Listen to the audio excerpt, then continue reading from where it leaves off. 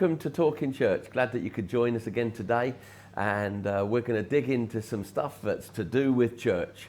You know, when we look at church, sometimes it can be compared a little bit to, not negatively, but to a show. There's something that people come to, engage with, enjoy, and then leave. But we always need to bear in mind that there's a lot that goes on behind the scenes regarding what we do in church. Not just the meetings that we have or the services that we have at a weekend, but all of the events that we do, whether that's community events. And for us in Family Church, throughout the year, we have things like fun days, ongoing community work, youth programs. Family Church really isn't a church that just opens its doors on Sunday. Now, behind everything that we do is an army of people that are making it happen. And often with this army of people is you never see them or you don't notice them much because they're behind the scenes people. They're not looking to be on the stage. They're not looking to be worship leaders or leading the meetings or even speaking at the meetings. None of those things are wrong, but that's a role that an individual or a person may take. But to enable people to do what they do on the stage, if we make Sunday our example, there's got to be someone who's building the stage. You know, when you tune in to Family Church, Portsmouth on a Sunday, there's lighting, there's sound, there's all this stuff that's happening, but very rarely do we say, well, who enabled that to happen? So today, I really want to kind of pull the curtain a little bit on the teams who are working behind the scenes and take a look at the behind the scenes of church, not just the result of what we produce or what we do on a Sunday. Because in Family Church, we're one church with 11 congregations. In England, there's 7 locations, 7 meetings happening on a Sunday morning. And that represents not one or two or 3 or 4 people in each congregation, but many people that are working not for thanks or for applause, but to see the kingdom come. Yeah. And I really want to, like I've said, I want to pull the curtain and have a look at what happens before the meeting, after the meeting, the bits, I suppose, that you don't normally see. Now, I've got 2 guests with me today. I've got Steve, who's the pastor of the Havant congregation. Now, unlike Portsmouth and Waterside and the other congregations, they've got their own building. But that doesn't mean that there's any less hard work or teams working to produce what we do on a Sunday for the glory of God. So we're going to dig into what it looks like for you, Steve. Yeah. But also we've got a real behind the scenes man with us today. Maybe you've never met Smudge. Now, if ever you hear us talk about Smudge or Mark Smith, they're one and the same. And so this is Mark Smith, also known as, AKA, Smudge. Now, Smudge's role in church isn't locked into one department or one area. One of his roles is events manager, which means he oversees everything that we do in Family Church, which would be events. That's not just Sunday morning, but that would be in Power Conference. That would be a big remit of meetings. But also, if you know Smudge has been with the Journey for many, many years. He's in everything, he's involved in everything, and if someone's not doing something, he's normally one of the guys that goes ahead and picks it up. If he doesn't know what to do, he'll learn what to do. And I thought it would be a really good morning this morning, number one, just to honour Smudge and just say, you know, people don't see you this side of a camera or this side of a stage apart from when you're drumming, because as well as doing events management and actually working on us taking hold of this building, the Odeon in the future, a lot of things that wouldn't be your job to do, but you've found yourself doing them. Yeah. But also on Sundays, you're a worshipper. Sometimes you're leading worship out the front with Janine. Other times you're on the drum kit behind. He's one of his characters that I really believe church wouldn't be what it is if we didn't have Smudge-type characters that weren't saying, well, I don't do that, or I'm not called to do that, but all right, what do we need to do? But also over the years, Mark, you've become a really good leader raiser, a team raiser. But there's a lot of teams in church today that are working because you've invested time into them. Sure. So I think today is a really key show. You know, often on the shows we have pastors and we have missionaries last week and we have people doing stuff that's quite visual in Christianity. But today we've really got someone who is often spends his life behind the scenes in the unseen of what we do.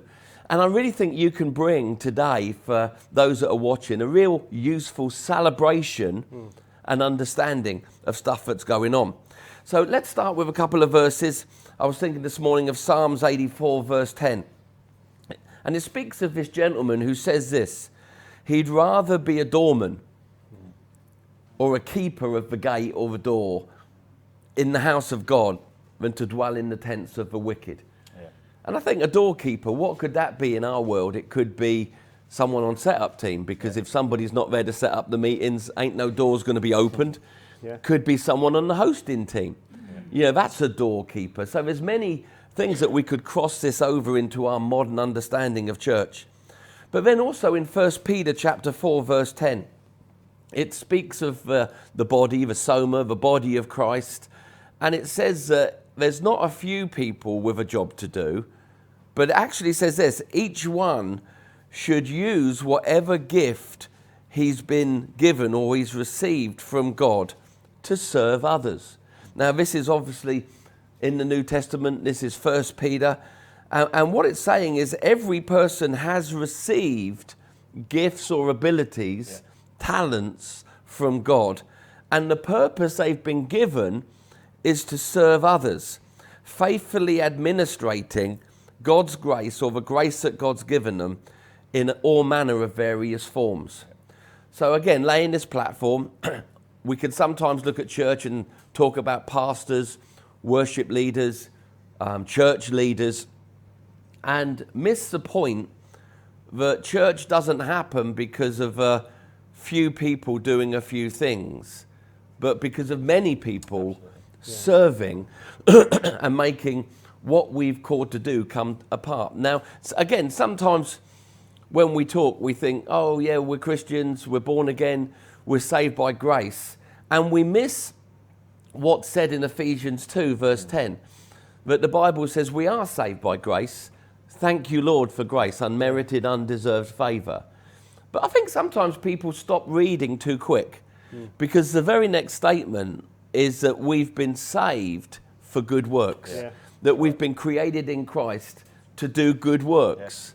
And I've always said that if you can convince me that Adam was fulfilled sitting in the garden making daisy chains, you know, that moment when Adam was created in the image and the likeness of God, there was also wired into him a purpose-drivenness that he wanted to, well, we know God positioned him in the garden to manage the garden. He wasn't sat in the garden just to make daisy chains. And I think if you can convince me that the first man, Adam, was fulfilled sitting in the garden making daisy chains, then you can convince me that the new creation, that's us, is content just sitting in church watching. Right. We were made, we were wired for more than that.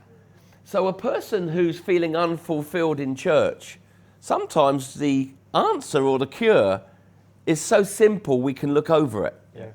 It's the call of get involved. That's right. All right, so church, let's say that church is the community of people called out of darkness. We're not saying that church is buildings or meetings, but a big part of what we do as church, a body of people where Christ is the head, is we have Sunday services.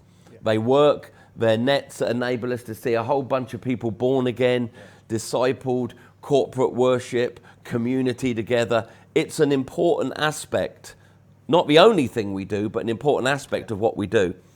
Now, I think the experience of church can be quite deceiving, because what we do well. But we don't stand on stages going, oh, it was a rough morning. That was a rough morning. Oh man, the teams were light this morning. We just about made it happen. We're good at covering stuff up. But I think sometimes people don't realise that it's like a swan. That people come to our meetings and it looks like a gentle gliding swan on top of the water. And they don't see underneath the water feet going like 1,000 miles an hour. Yeah. I see those things. It's like when I turned up at church on Sunday, I could see that the lighting crew hadn't yet got the rigs up. People were winding up these rigs. There was a lot of testing going on. But at 10:30, when our precious saints join us, they come into something that looks like, oh, we just turned up, flick the lights on, open the door, let's do church, and when we're done, we'll just flick the lights off and go home. And I suppose what I'm trying to say today, for those who are unaware, it's not like that. Yeah, that's right. That we never stand on stages whining about struggle, yet every Sunday is a lot of work, isn't it? Yeah. So let me just hand over to you, Smudge, to pull the curtains, help us to understand, help people that are watching to understand what it takes to produce a moment of an hour and a half, an hour and 45 minutes of church where we touch people's lives for God and we connect them to heaven. What time does it start? How many people are involved? What's going on in other rooms in the building? Could you pull the curtains on Sunday for us and let us know what it looks practically? Yeah, I mean, each one of our venues will be slightly different because the starting rooms are different, but I can talk about Portsmouth in particular. Yeah, use Portsmouth as the case. So we'll have, the team will arrive around 7 o'clock, maybe a little bit before 7 o'clock in the morning to the school, meet the caretaker at the doors, and lights go on, heating goes on, and we start with a blank canvas. So every week we start with a blank canvas. The main auditorium is a sports hall for us, so it literally is just a big empty box. So the team will start arriving. We'll have a team of anything between 20 and 30 around 7 o'clock in the morning. Which volunteers? All volunteers, yeah. I mean, see, I'm there and Pastor Stu is always there, but yeah, the rest are all volunteers. And they're pretty much the same team every week. Yeah. A while ago, we asked, do we want to put a rota in place and have some people some week? And the resounding answer was no. We want to be here every week. Wow! So that's excellent, and that team's grown over time. It's not always been that big. So the team will arrive and we'll start unloading gear from vans and containers and cupboards within the school itself. We'll start building the main auditorium. So it's about a ton of staging comes out every week. So we build a stage, a platform, and trussing and risers for lighting and sound to go on, and we lay all the cables.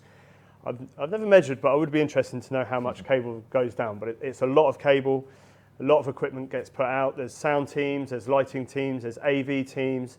We are literally dealing with an empty box, so we're starting from scratch and building a full venue, which would be the same as any kind of concert or show that you go to anywhere else. So there's a lot of focus on that room. 300 or 400 chairs go out, and a lot's going on in that room. But at the same time, there's a whole bunch of other rooms that are being set up, whether that be the Jarvalicious Hall, that's our coffee hall and welcome area, where there's, I think, 16 tables and over 100 chairs go out. And there's laundry cages flying everywhere, isn't there? We use those cages that they would use in hotels or whatever, or in supermarkets when they bring stock in, those big, and they're shooting every direction, aren't they, on a Sunday morning? You can get run over real quick, right? That's it, yeah, you have to watch yourself around the corners. But so we build a coffee shop. So again, it would be the same as a coffee shop that you go to anywhere else. Obviously a little mobile, connections teams, resources teams, all that kind of infrastructure is being built. And then we've got a number of kids' church rooms. I think we're probably at maybe 4 or 5 kids' church rooms that are built. And that will be anything from like a mini version of the main auditorium with projectors and sound and all that kind of stuff, through to classrooms with maybe some TVs set up.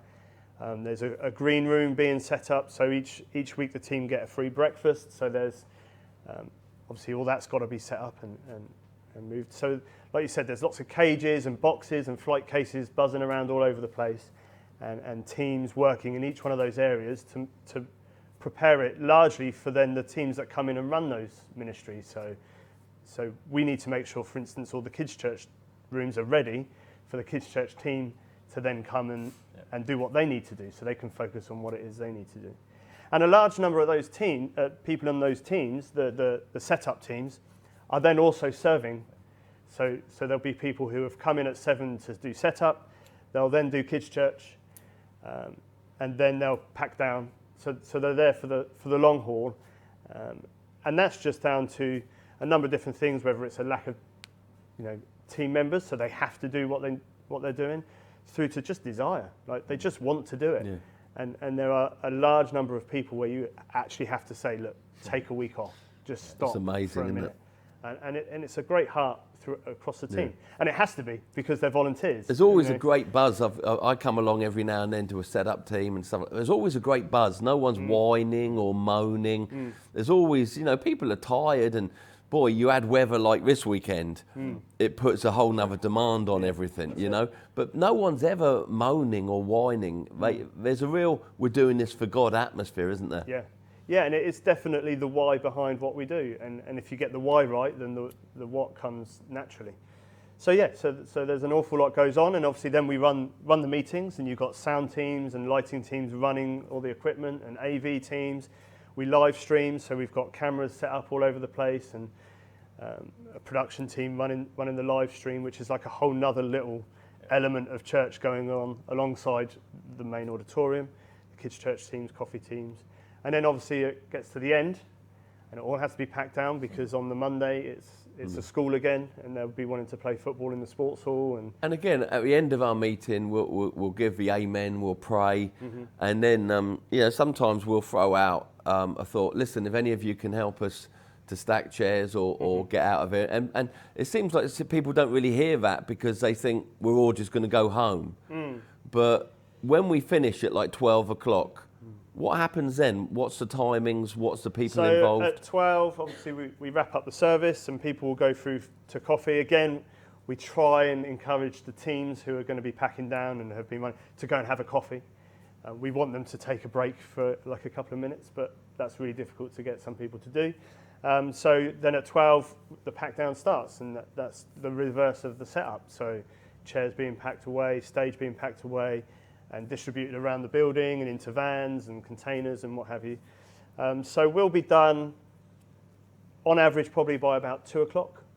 So there'll be people who've been there from before 7 till 2, quarter past 2, working right through. Like I said, often they're in teams within the service as well, so it's not like they've just sat down for an hour and a half during the service. And they're really faithful people. And like you said, often we put the call out, can anyone help? And if people could really grasp what that would look like, I know that we could be out by 1 o'clock every week. Yeah. So rather than a few people there till 2:30, there's a few more people, but everyone's gone at 1. And again, that's that classic thing that everyone in ministry faces. We have our realities and we have our ideals. Yeah. And the annoyance in us, I think, is we know what we can do with our ideals. Yeah. Now, ideals to me are like a big old box of milk tray chocolates on your lap. It will be lovely to sit and eat, but we deal with our realities. Yeah. What could the ideals of what you're doing look like? Now, you're dealing with your realities, good people, faithful people, consistent, faithful volunteers. What would your ideals look like, Mark, for a Sunday? More people, but not just more people for the sake of it. More people who are committed to teams, who are committed to learning. We have faithful people who don't necessarily know all the technical stuff, but we're able to break it down for them to learn, so that they become at least semi-skilled in what they're doing. And what that does is it releases the skilled people to then raise up people. So at the moment we often find ourselves chasing our tails. We don't have time to train people because we don't have people to do the job, so we're having to do the job.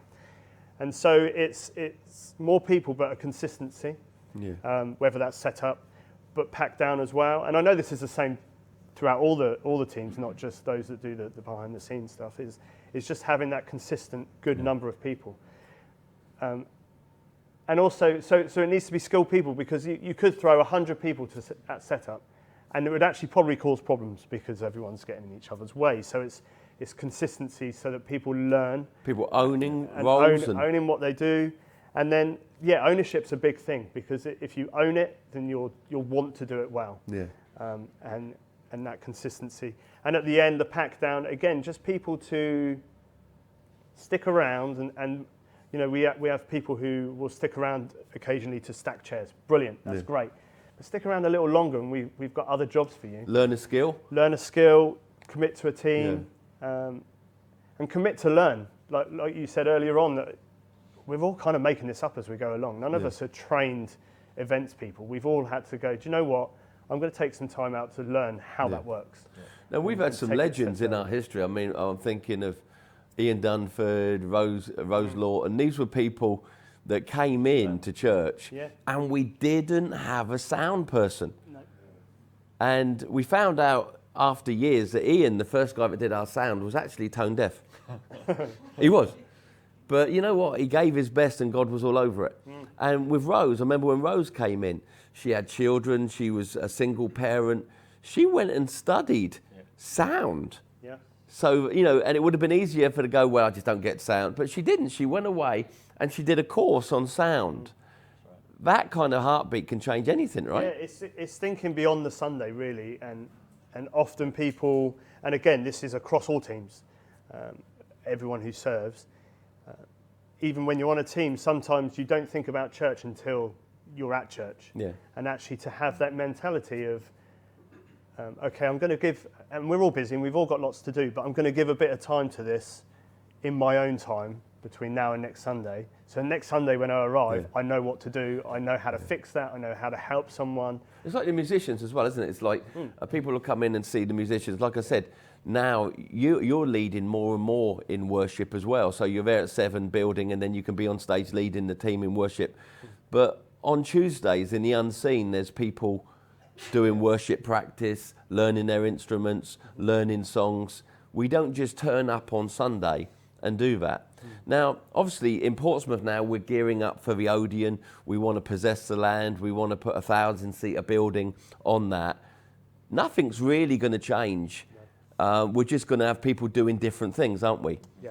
Steve, you've got the building. We bought the building in Havant how many years ago? 5 years. 5 years ago. You're listening to Smudge unpack a Sunday morning in Portsmouth. What does Sunday morning look like for you in Havant? Because people may look and go, well, you got your own building, mate. You do just flick the lights on.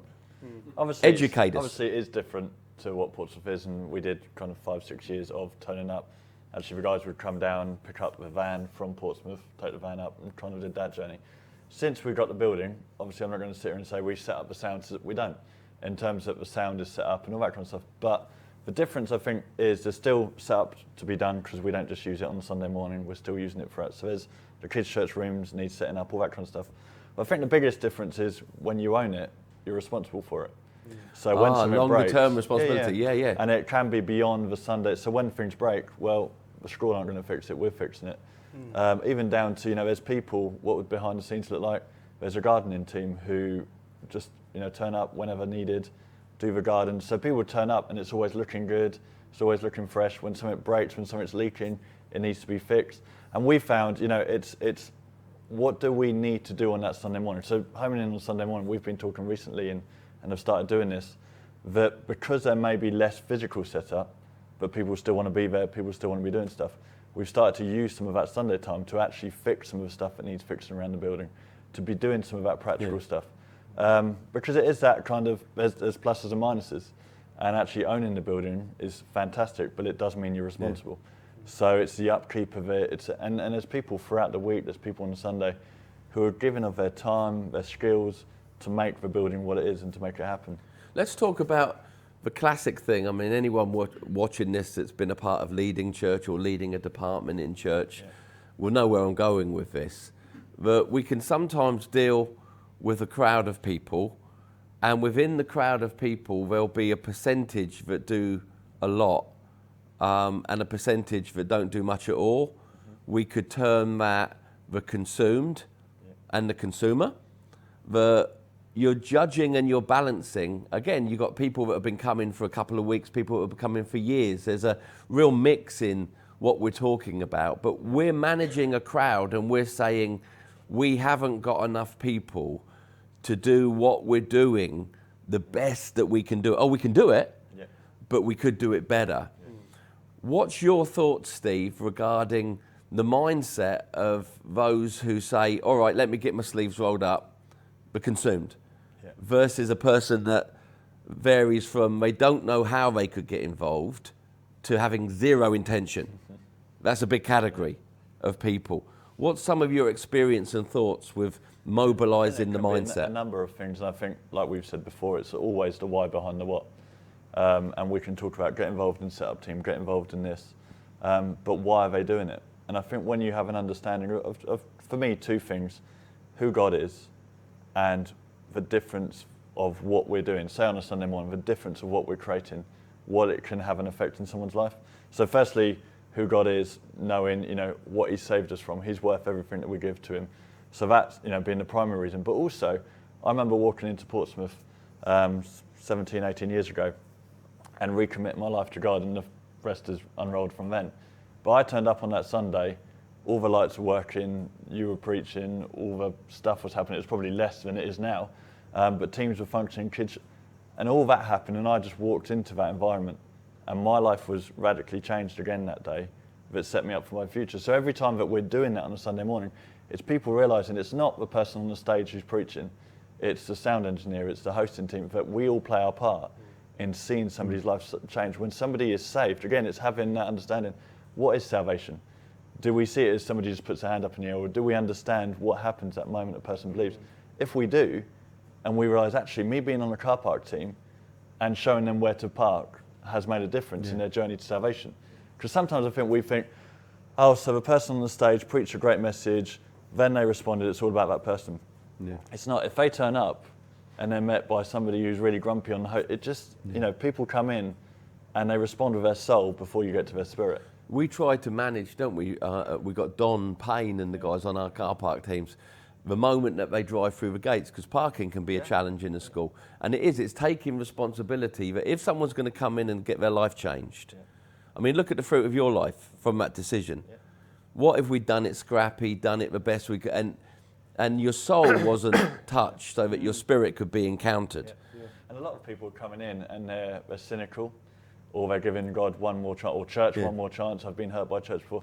If they come in, they're almost sometimes, not everyone, but sometimes people coming in with this attitude of what's going to go wrong or who's going to offend me.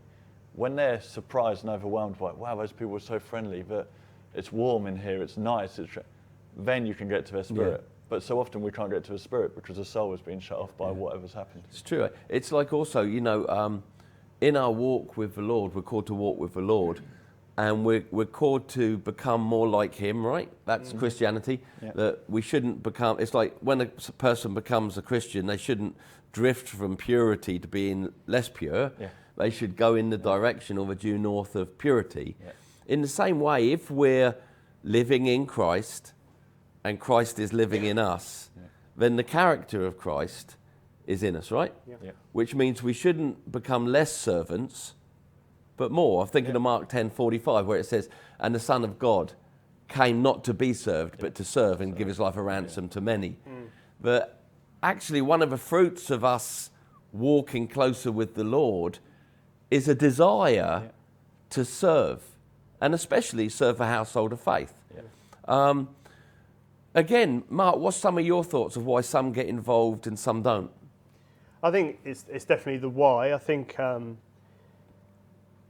there's obviously we talk about the salvation element, and I always do. What you're doing right now could affect the eternity of someone else. But I think sometimes that's a bit grand for people. Like, I can't connect what I'm doing to that.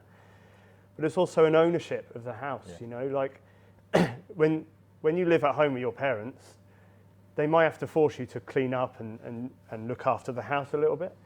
When you finally grow and Gina still does that. Wow. I want to say that's right for my kids. You was going to say that, but I've got to own up. Sometimes Gina does that to me as well. But it's a bit like Steve was saying earlier. When you own the house, when it's your house, and there's no one else who's going to fix that for you. You need to take responsibility. And I think there's a lot of people who don't own the house. They turn up go. They just don't own the house they live in. And I think I think sometimes we can get a little bit harsh with people in terms of, you've got a problem, you don't own the house. Do you think that comes from that harshness, comes from our frustration of watching the guys serve their socks off and knowing what we're capable of? Yeah. It's not, because that's not a bad frustration, is it? No, absolutely. I am holily frustrated all the time. Yeah. I always want to develop stuff, grow stuff, and your hands are tied because of where you're stuck. But I think some people are just not wired that way. So they're not necessarily sitting there going, well, I'm not doing that because I don't want to do that. They just don't naturally do it. You have some people will come to your house and for dinner or whatever, and as soon as you finish, they're the first into the kitchen to help you clean up and you have other people who will turn up and they'll just leave it and go. And it's not because they don't like you. Yeah. It's not because they don't enjoy the meal or enjoy being there. They're just not wired that way. Yeah. And so it's helping them to understand ownership. Okay, so if you own this, no one else is going to do this for you. You're going to need to pitch in and help. And I think that's part of the discipleship that should be going on. We're very good at doing discipleship courses, and they're all important, obviously. But also discipling people in, now that you're part of this family, this is how this family functions. In a good way, not sitting them down and rebuking them, but just saying, look, we're all served, we're all, and actually creating that fun environment. Like you said earlier, they try to set up a rota, but everyone wants to be there. And on a Sunday morning, I love going to set up. I don't necessarily need to be there. They don't need me there. I just love being around that environment. And I think when that environment is created, people just want to be there as well. It's redefining normal, isn't it? Because yeah. Again, when we look at English church history, for years, from medieval times even, the signal that was sent out was the guy dressed in black at the front did everything. You do nothing. You sit there and watch. You don't even write your own prayers. Yeah. You say the ones that have been written for you. Huge signal over many generations. Yeah. Suddenly, we're not coming with something new. We're coming with something primitive church, Book of Acts, all hands on deck. Sometimes the wiring, even the English wiring in people is like, so you want me to be involved. But again, we've got to understand some of these analogies. It's like people that love football, when they look at the scores, they'll talk about the striker. Oh yeah, that team's got a new striker. He knocked the ball in. And they'll forget the whole team. The defence, what set the ball up, what made it able for the striker to score the goal. And it's the same with church. Sometimes you could do an altar call at the end and we get 10 people saved and they're like, oh, Pastor Andy, or 10 souls. But again, like a football match, it's really not like that. If you took Fratton Park, which is our football ground, and looked at everyone that's working to make that match happen with the agenda of goals being scored. Again, if we brought that way of thinking into church, it would be cool, wouldn't it? It would be a comparison. Yeah. That for us, we're not kicking a ball of wind in it's not goals, it's souls. Yeah. And again, it's the worth of a soul. Yeah. But it's not the person preaching the word. It's the whole team that's making it a win. Maybe someone's watching this today and they're like, all right, lights are going on for me a bit here. Is there something for me to do? What would your answer be, Mark? Yes. There's absolutely, we'll always find something for you to do. You can always help in one area or another. You might be technically skilled, you may not be. You might be good with people, you might not be. You might be good with moving chairs where chairs need moving, and so what you need to do is come forward and just grab someone who you see is busy and ask them, how do I get busy? Yeah. So that's so refreshing to the guys that are leading when that happens, isn't it? Oh, absolutely. It's sadly it's not the norm, but when someone comes to you, I had somebody come the other Sunday and they said to me, I want to be involved. What should I be on? And I was like, no, stay. And I grabbed like 2 or 3 leaders. I said, tell them what you do. I was like almost had them by the collar. No, don't, anywhere. And because it's refreshing to those who are working full on. Again, I was thinking of rewards. Everybody loves rewards. That's why you join a certain supermarket. It's because you get rewards and you can have free food. You go to. Everybody loves rewards, and I think when we look at rewards, there's obviously rewards for the church, but when people go from spectator to somebody taking part, the rewards for the church are huge. I remember writing this morning. Our strength and true potential as a church is found in the mobilization of our people to serve. Because what we see now is the result of those who are serving. What if, ideals, we started doubling the amount of people? What could we do and then arrive somewhere and say, this is actually where God always wanted us to be? It's interesting. I love that way of thinking. But there's a verse in Colossians 3, and I'm just going to read from verse 23. But it kind of sums stuff up pretty well for us. It says, whatever you do, do something.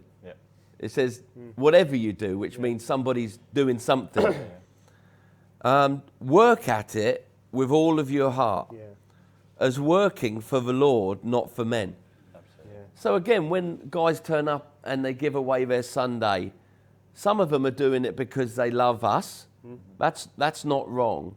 But the Bible says they've also got to do it not for men, but to work or to serve, as if they were doing it for Jesus Christ, doing it for God. Since you know that you will receive an inheritance from the Lord as a reward. It is the Lord Christ, the Lord Jesus, that you are serving. Wow, the Bible says that the person that serves or works will receive an inheritance. And the Bible, not me, used the word a reward. Now, again, I think I always want to believe that when I go to heaven, I'm going to hear these words. Well done, good and faithful servant. Now, that's not because I've done any certain thing in ministry, but rather I did, one, what God called me to do, and two, what was needed. Again, most annoying statement you can hear, I'm not called to do that. I mean, you know, really, need is the call. That's our response to that. Need is the call. But I think some people are cheeky, aren't they? They read that verse and they think they're going to get to heaven and hear the Lord say, well done, good and faithful servant. But actually, because God can't lie, he can't give you a token, he's going to tell you the truth. Sometimes I think people are going to walk in and they're going to hear God say, you weren't good, you didn't serve. You know, well done, good and faithful servant. You weren't faithful, you didn't serve, and you weren't that good. Because he can't lie. He's not going to go, oh, poor person, let me just make them feel better about themselves, you know? But we should have within us that thing of there's an inheritance. There's a reward that we may not even see in this life, but we will in the one to come. But again, I don't know if it is just about serving Jesus. I know that's quite controversial. I think if you own the house, you fall in love with the people in the house. Yeah, for sure. And you don't want people doing 5 jobs when they should be doing 2. So it's a balance, because it would be super spiritual to go, oh, we're doing all this for Jesus. Don't get me wrong, we are. But surely relationship and calling church home should have some physical experience to that too, right? All right, time's kind of going. Give us some thoughts, some nuggets, Mark, that would encourage someone that maybe is serving to keep on serving or isn't serving to get involved. I think to get involved, there's so many rewards, like you've just been saying, in terms of the friendships you can build, the pride you can take, in a good way, a pride you can take in doing the job well, and seeing like the end result and what's been achieved. And for those who are serving, you know, just keep on serving, because yes, you do serve man, and that's brilliant. And as and when they can, your leaders will thank you, but sometimes they'll forget or won't be able to. So then it is like, okay, God, I'm doing this for you because my leader's not appreciating it. But also for leaders themselves, you know, the why that we talk about, I feel like sometimes, like, whys are seasonal, and sometimes the why at the beginning isn't a lofty for the salvation of man, but actually it's because, oh, that's cool, can I have a go at that? Yeah. And sometimes leaders can be like, oh no, I don't want them on my team because they want to do that. I want them on my team because they want to serve God. But actually that's a journey, and actually don't despise those whys at the beginning. You know, when Jeff first started coming to the church we were involved in a while ago, years and years and years ago, it was because Jane was there. He'll tell you himself. He turned up every week because Jane was there. Now, fortunately, he's not still doing it because of that. So if we want Pastor Jeff in Portsmouth, we move Jane? Yeah, that's it. Okay. But do you see what I mean? So his why originally was that. That's no longer his why. His why has developed, and it's been a journey he's been on. And so don't despise, like if you've got a young person who wants to be on the AV team because they like buttons and you know, techie stuff, great, get them doing it because that's why. Yeah. And it will be a journey from there, as long as you kind of cultivate that and work with them on that. Because sometimes you don't own the house in your heart till you see what the house does. Absolutely. But sometimes you don't get a view of what the house does until you're in the position to see. Absolutely. You know, and sometimes it's using those whys to get in position. Steve? And following on from that, you know, this thing of creating that culture where it's fun. When I look back, when I started getting involved in family church, it was because it was fun. It was because the guys that were around, I wanted to be around them. And again, there's nothing wrong with that because it grows that person to a place of being able to, you know, take on more. And I think also with the whole thing of it's not my calling, and you know, there's so many people who want to be doing this, want to be doing that, but don't want to be doing the mundane, as it were. I've always looked at it as he who is faithful with little will be entrusted with more, and because they'll be faithful with more. And God watches, you know, our hearts in serving in little things. And again, we shouldn't serve in the little things just so that we can serve in the big things. But God's watching the heart. And so often people want to come in, I want to preach, or I want to do this. Well, God's not going to use anyone who won't be willing to serve. And I think if we look at all the people who lead the congregations or, you know, whatever, they're servant-hearted before they use their ministry gift. You know, they're servants. And I think all of us need to realise we are servants. When we're born again, that's who we are. It's our nature. And so it's almost, like you're saying, redefining the norm. It's almost weird not to be serving. Yeah. It's almost abnormal not to be serving. Freakish. That's not our nature. Yeah. We're now servants of Christ. So. And it's true, I think, you know, looking across the leaders in family church, every one of the leaders who would be leaders in people's minds because they preach or are pastor, they all model servanthood. Yeah. We don't have any prima donnas. Yeah. Prima donnas don't last long with us because we look at character, we look at faithfulness. Those are the things that we build on, because I think those are the things Jesus builds on. Absolutely. Hey, some great thoughts today. Closing thought, I can remember in Portsmouth, we gearing up for taking on the new building and all that, we went from 2 services to remodelling 1 service in the mornings. We went from 2 morning services to 1 big one in the morning, all gearing up for where we're heading. And I can always remember people going, you know, oh, you have 2 services. And I always used to respond, no, we have 3. So now, obviously, I respond, well, no, we have 2 morning services. The first one's 7 o'clock. Yeah. Now, people go, what do you mean? I say, oh, well, there's no singing or preaching. Bit of singing, not much preaching. But there's a lot of serving. Yeah. You can't convince me that God doesn't see that first setup team as worship. Yeah. Because sometimes coming to a service that's already laid on for an hour and a half, singing a few songs, going home, that's worship, don't get me wrong, in one context.